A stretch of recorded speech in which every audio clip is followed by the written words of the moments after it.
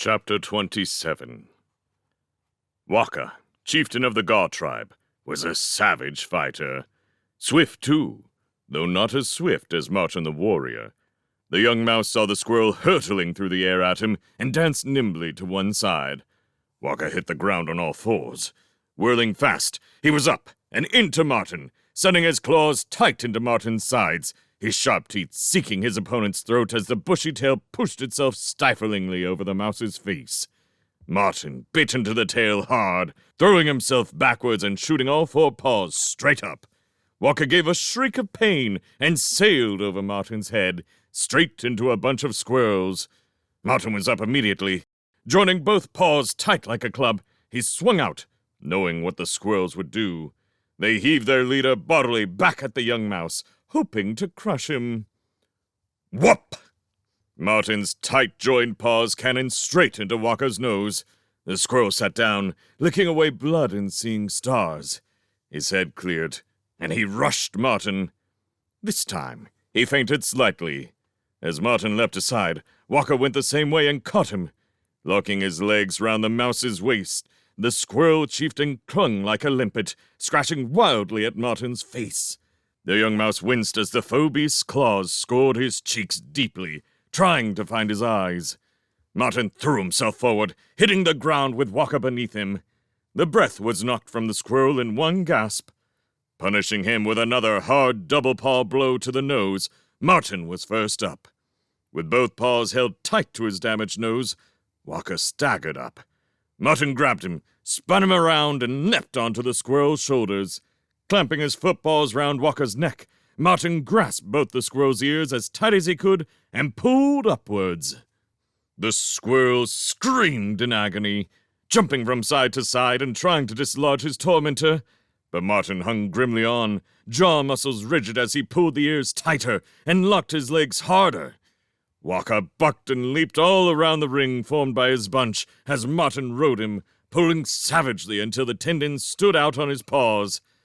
Half strangled, and with his ears near pulled out by the roots, Waka went down like a stone, dust rising round as both creatures hit the earth. Martin jumped free. Placing his footpaw on Waka's head, he ground down hard, forcing the squirrel's injured nose into the dirt. The chieftain of the Gaw tribe struggled feebly, sobbing for breath as Martin's paw stamped down harder. The young mouse was breathing hard as he rasped out the question. "Have you had enough, squirrel? Because if you haven't, we can carry on until death." Rose ran out. Grasping Martin's paw, she cried piteously, "He's had enough! Don't kill him, Martin!" The sound of Rose's voice brought Martin back to reality. Veils of red mist fell from his eyes, and the warrior's desire to kill left him. He allowed her to lead him back to his friends, and Grum set about bathing his deep-scored face. The Gaw tribe had gone unusually silent. They broke the circle, leaving their beaten chieftain deserted in the dust. The squirrels dispersed into the ferns and lupins, where they immediately began howling with laughter and playing again, some of them sitting on others' shoulders and pulling their ears as Martin had done to Waka. Palom shook his head gravely. "Listen to that. What a bunch of savages." Rose applied strips of dockleaf to Martin's wounded face. "There. That's the best I can do for now. Let's get away from this place.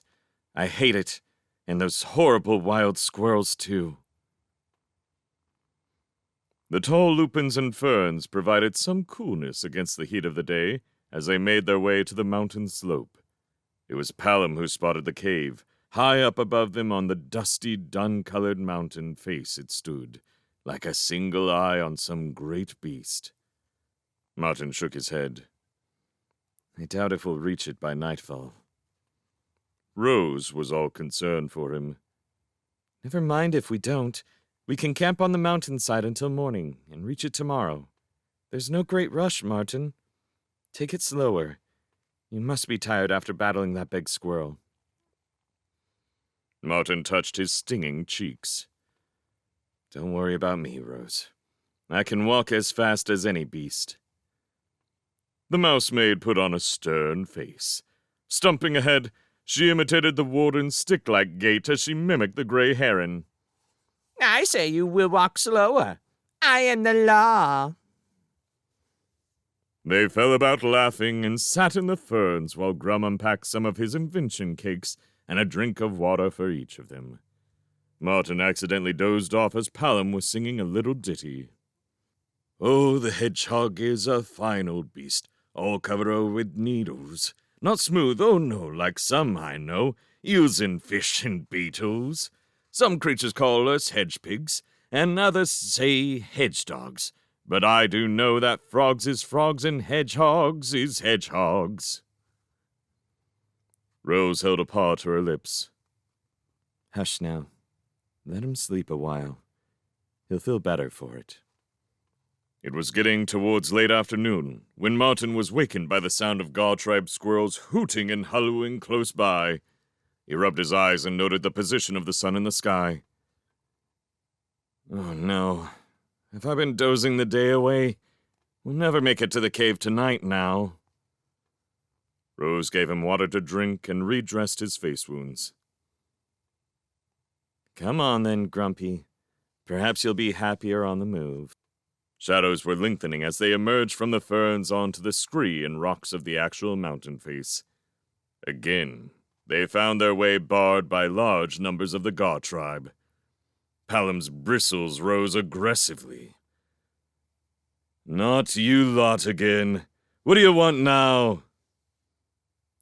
In the absence of their deposed chieftain, they seemed to have several leaders. Wanna play? One squirrel called out. Rose eyed them frostily. Well, we're not stopping you. Play as much as you like. Another squirrel sniggered. No, we want you to play. Martin drew his sword and took a pace towards them. And supposing we don't want to play?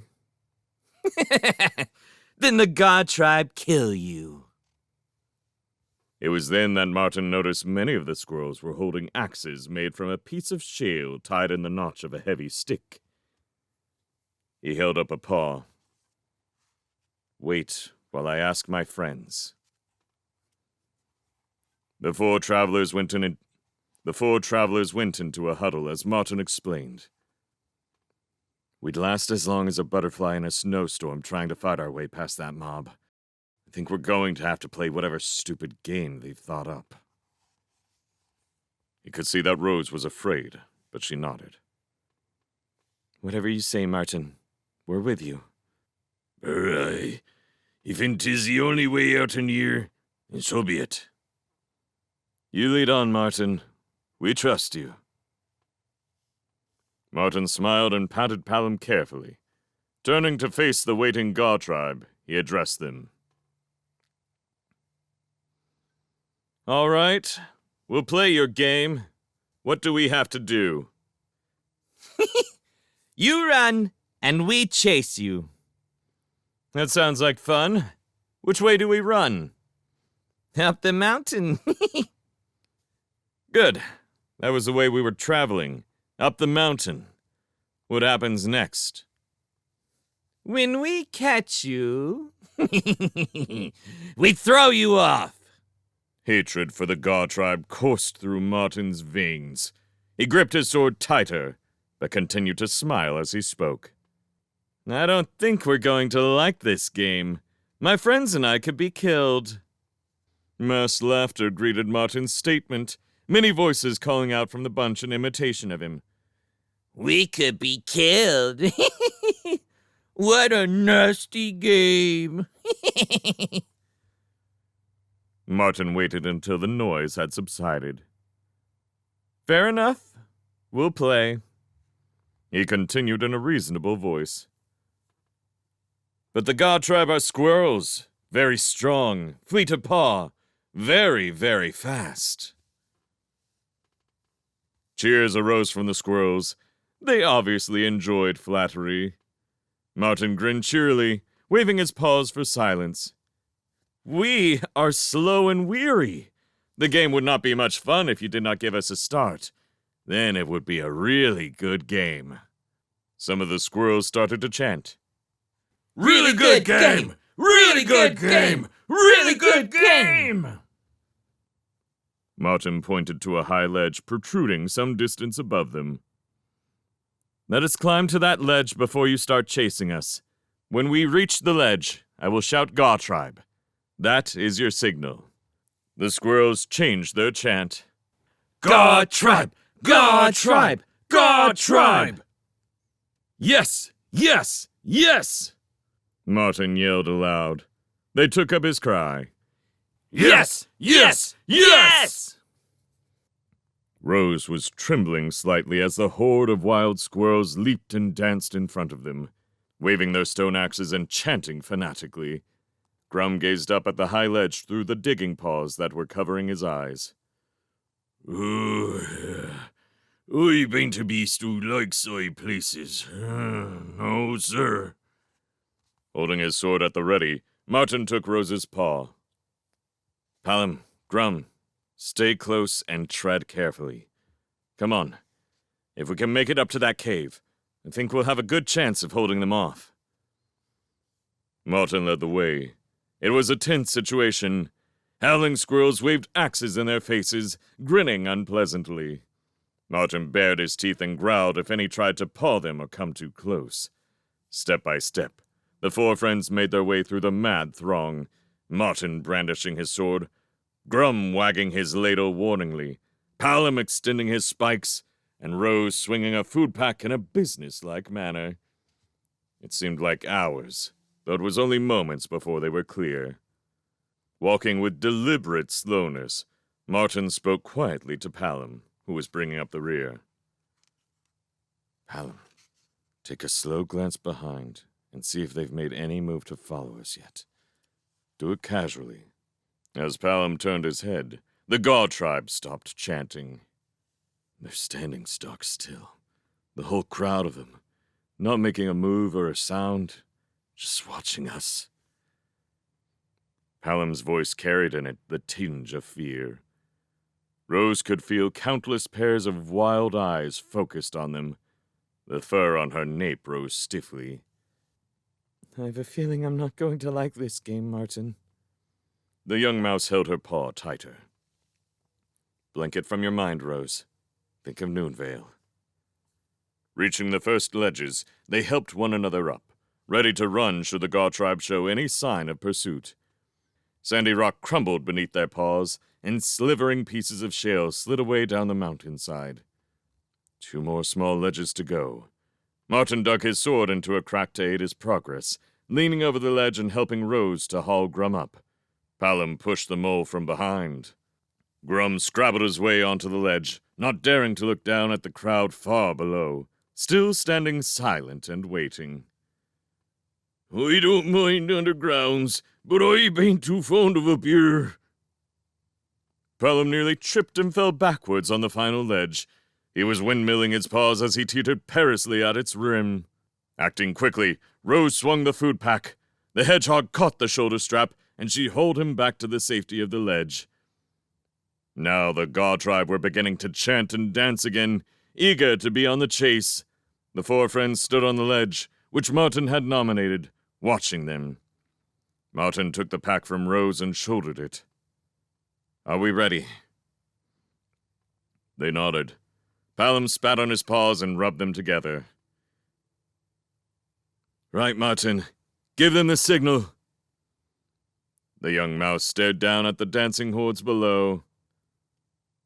Look at them.